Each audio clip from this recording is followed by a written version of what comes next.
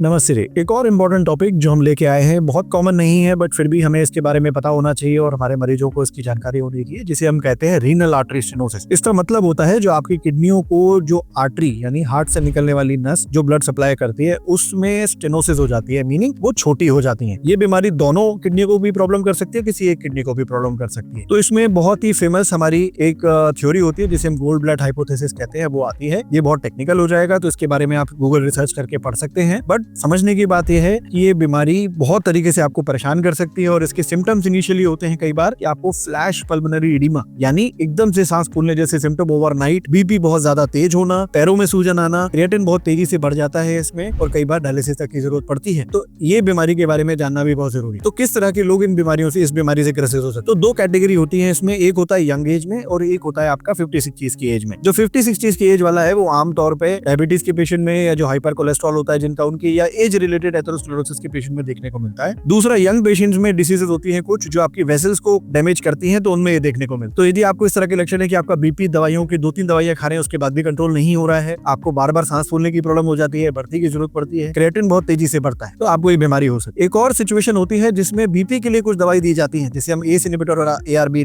कहते हैं। इनके शुरू करने के बाद कई बार क्रिएटिन बहुत तेजी से जंप कर जाता है, तो ये बीमारी हम सस्पेक्ट कर सकते हैं कि ये बीमारी हो सकती है। तो यदि ये बीमारी आपको सस्पेशन होता है या आपको नॉलेज से, तो हम नजदीकी फिजिशियन से जरूर मिलें, किडनी स्पेशलिस्ट से मिलें और इसके बारे में डिस्कस करें। इसकी डायग्नोसिस शुरुआत में अल्ट्रासाउंड से होती है और उसके साथ फिर MRI या CT एंजियो तक की जरूरत इसमें पड़ सकती है। यदि ये बीमारी टाइमली डायग्नोस की जाए, इन द सेंस कई बार जब ब्लड बहुत लंबे समय तक उस किडनी में नहीं जा रहा होता तो किडनी सुकड़ जाती है और छोटी हो जाती है। ऐसी सिचुएशन में आपका बीपी बढ़ना, पल्मोनरी एडिमा होना, सांस फूलना तो हो सकता है, लेकिन उस किडनी को बचाने की सिचुएशन नहीं होती। वो किडनी छोटी यदि हो गई है, सूख गई है, तो उसके इलाज का फायदा नहीं मिलता। लेकिन यदि आप इसे टाइमली पकड़े और किडनी अभी भी फंक्शनिंग होती है, तो इसमें रीनल आर्टरी एंजियोप्लास्टी या स्टेंटिंग भी होती है, जिससे आपका ब्लड फ्लो वापस से आ जाता है और वो किडनी बराबर काम कर सकती है। तो ये एक इंपॉर्टेंट, टाइमली यदि हम थेरेपी को पकड़ते हैं तो बहुत जरूरी होता है। लंबे समय में लोगों का जब किडनी की बीमारी आ जाती है और ब्लड प्रेशर, किडनी की बीमारी में भी बहुत 3-4 दवाइयों की जरूरत पड़ती है और कंट्रोल नहीं होता, तो कई बार बहुत ट्रिकी होता है इस बीमारी को पकड़ना, क्योंकि जब क्रिएटिन ज्यादा बड़ा हो तो इसकी जो डायग्नोस्टिक CT एंजियो का टेस्ट होता है वो करने में बहुत हिचक होती है, क्योंकि कॉन्ट्रास्ट से इंजरी हो सकती है आपकी किडनी को। तो इसमें MRI की सहायता ले सकते हैं। क्लिनिकल सस्पिशन आपके डॉक्टर का यदि अच्छा हो तो इस बीमारी को पकड़ा जा सकता है और इलाज से आपके ब्लड प्रेशर में और इवन किडनी की जो खराब होने की गति है उसमें काफी सुधार देखने को मिल सकता है। तो इस बीमारी को ध्यान में रखना है। यदि आपका ब्लड प्रेशर कंट्रोल नहीं होता, बार बार सांस फूलने की नौबत आ जाती है या भर्ती की नौबत होती है, पैरों में सूजन आती है, तो इस बीमारी को ध्यान रखना है। या फिर किसी बीपी की गोली से सडनली आपने नोटिस किया वो गोली शुरू होने के बाद क्रिएटिन बहुत तेजी से बढ़ रहा है, तो ये बीमारी सस्पेशन में हो सकती है।